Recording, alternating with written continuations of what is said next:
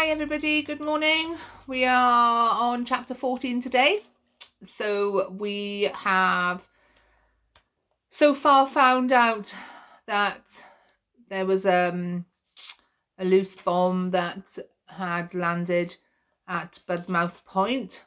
The lighthouse was closing down, and right at the end of the last chapter there were people who had just arrived at the lighthouse. So let's find out who these people are. Chapter 14, keep it under your hat. I rushed to the window, expecting to see a boat spilling strangers out onto the beach. Instead, down on the harbour side, a crowd of 50 or more people stared up at the lighthouse. Even without Cliff's binoculars, I could see they were all Budmouth Point locals who, with folded arms and determined faces, were obviously here for a reason. The lighthouse, I thought grimly. They've come to get rid of it, somehow. Stepping back from the window, I tied my hair and smoothed my skirt. Right, Cliff, get your coat on, I said. We'd better go and speak to them. Cliff frowned. Shouldn't we tell Ephraim his visitors are here? I don't think they're the people he's expecting, I replied. All the more reason to let him know. What, and be told to stay inside and touch nothing? I pointed out, feeling rather bold. As Cliff put down the binoculars, he looked at me oddly. You sounded just like Suki then. Descending the ladder with an audience was even more nerve-wracking. Cliff had insisted on bringing Pixie along too, and perched on his shoulder, she looked the steadiest of any of us. Once we'd reached the cobbles, I relaxed a little. Then I saw Mr. Spratt. What's he talking to them about? Cliff asked, as we made our way towards the crowd. Dunno. Though I was worried, it wasn't going to be good news. When we got within earshot, I heard him say, if we use the paint as camouflage, we'll make the whole structure much less apparent to the enemy. It'll be easily done with you all as volunteers. A day or two paint's job at most. Paint? I almost laughed on the spot. So the plan wasn't to remove the lighthouse, not literally, but to make it almost invisible with camouflage paint. It was simple and so obvious. How stupid of me to imagine they'd take the building down. Our home, Ephraim's home, was going nowhere. There wasn't any time to get used to the idea either. The painting was to start straight away.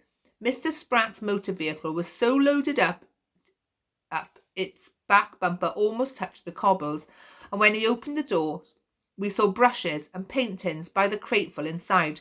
More men were arriving now, carrying 3 very long ladders between them.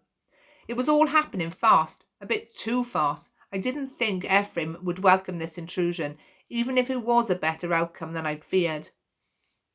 Mr. Spratt then called out, You, over there! You're the lighthouse evacuees, aren't you? I wasn't overly keen on the Coast Guard, I decided. Despite his important-looking uniform, or maybe because of it, he seemed to hold himself in high regard. He also had horrid little hands, one of which was pointing at us now. I didn't answer him. He didn't wait for a reply either. Trot along and find Ephraim. There's a good girl. I looked at him dumbly. Me? Tell him I'll be with him directly to check his logbook entries. I was aware of Cliff sidling up to me. Why is he interested in Ephraim's logbook? He whispered. Because he's the Coast Guard, I guess, and Ephraim's meant to write down everything that happens. Stuffing my hands into my coat pockets, I didn't move or trot. Truth was, I didn't want to be the one to break the news. Ephraim was on edge enough already. Well, go on then. Make yourself useful, girl, Mr. Spratt cried irritably. I didn't have much choice but to do as he asked. Stay here with Pixie, I muttered to Cliff. I won't be long.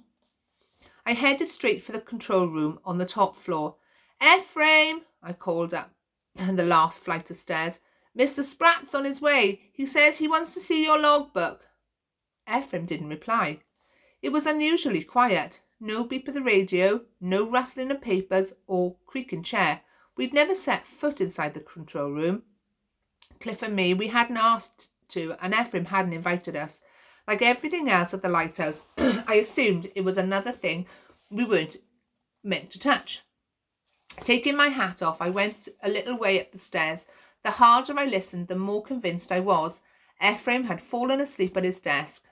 Ephraim! Hello! I cried again. The silence stretched on. Worried that Mr. Spratt would find him, I climbed the remaining stairs, ready to shake Ephraim awake if I had to. On the very last step, I stopped in surprise. The room was empty,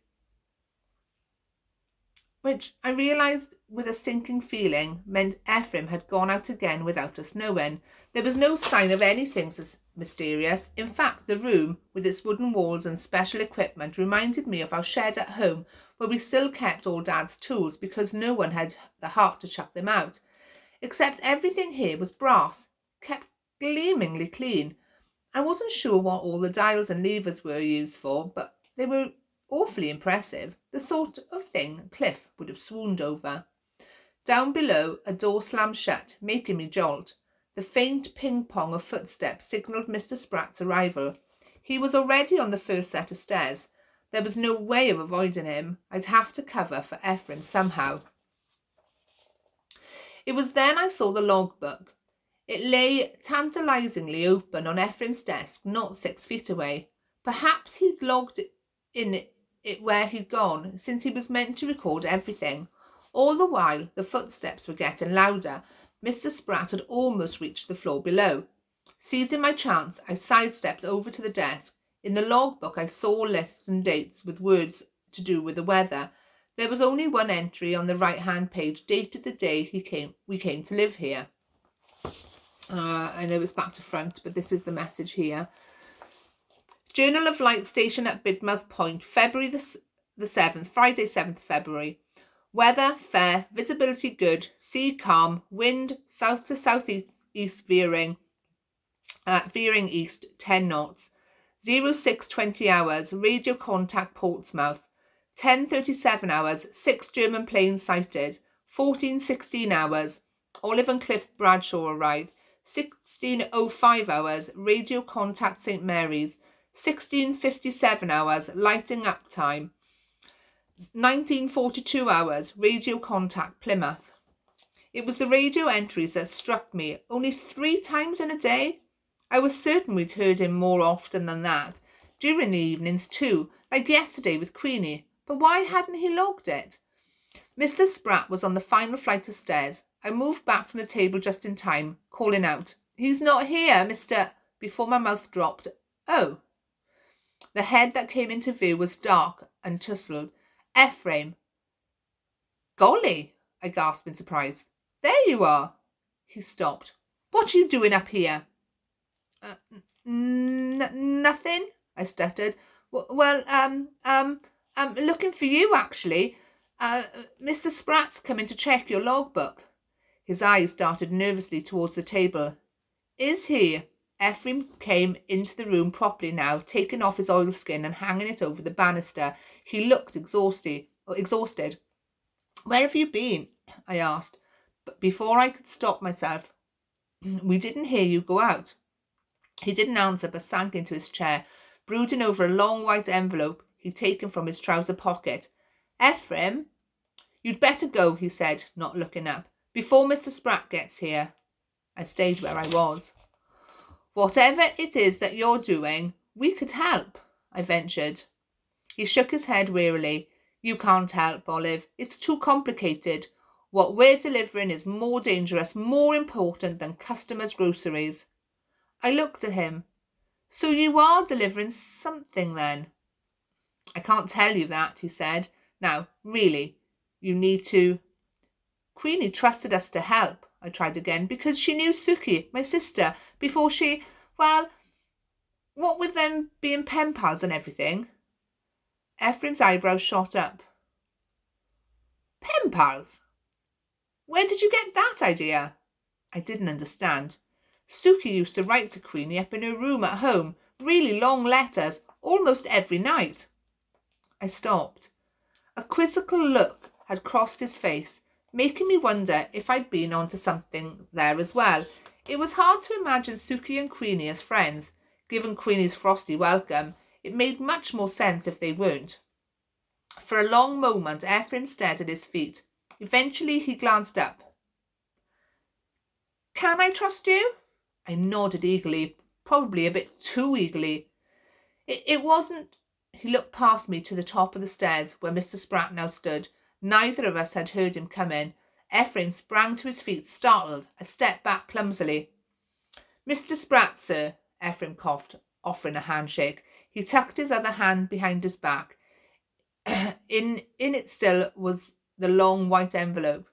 I was aware of Mr. Spratt moving closer to the table, of the silver buttons on his coat and the salty, oily smell of him, but I couldn't take my eyes off Ephraim's envelope. It was moving, wagging, like he was trying to get my attention with it. Morning, young man, Mr. Spratt began, striding over to the nearest window like he owned the place. You'll have noticed my team of painters outside ready to start work on the camouflaging. The sooner we commence, he droned on, but I was too distracted to listen. What do you want me to do? I whispered to Ephraim. Take it to Queenie, he replied, stuffing the envelope into my hand. And so you know, she wasn't your sister's pen pal. I stared at him. What do you mean? I was. Suki was writing to me. And that's the end of the chapter.